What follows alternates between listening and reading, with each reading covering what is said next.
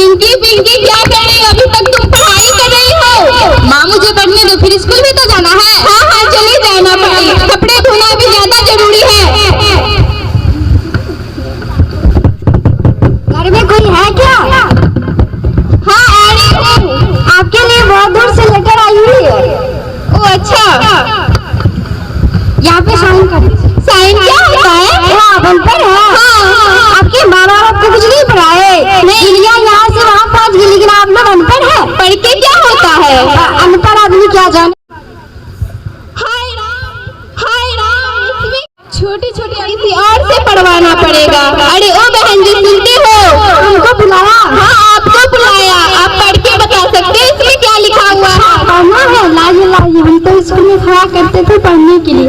इसमें लिखा है, इसमें लिखा है। पकड़िए भाभी जी, मेरे पास फालतू का टाइम फोन भी आ रहा। हाय राम, आजकल के लोग सब कैसे हैं? पढ़ने के लिए भी बोलते हैं तो पढ़ के नहीं बताते हैं कि इसमें क्या लिखा हुआ है। घर में कोई है? हाँ आ रही हूँ। अरे भाभी जी आप? भाभी जी अब तो इसका चार हो गई है। हाँ बस यूं ही घर में रहते हैं। बोलिए क्या चाहिए? हमें तो चीनी चाहिए था। अच्छा भाभी जी दे रही हूँ। और सब बताइए भाभी जी कैसे हैं? अच्छे हैं। जब भी आती है कुछ न कुछ मांगती रहती है। कुछ बोली क्या? नहीं नहीं बस यूं ही। अरे ये पत्र कैसा है? देखिए ना भाभी जी, सुबह से रखा हुआ है ये पत्र, अभी तक पता नहीं इसमें क्या लिखा हुआ है। आप तो काफी पढ़े लिखे लगते हैं, बताइए ना क्या लिखा हुआ है। क्यों नहीं, मैं तो एकदम सही पकड़ी हूँ, एकदम सही। अरे मैं तो अनपढ़ हूँ, मैं क्या बताऊँ, कुछ तो बोलना पड़ेगा। भाभी जी इसमें तो इंग्लिश में लिखा है। अच्छा है लेकिन बुरी खबर है, हमें चीनी दीजिए, घर जाना है।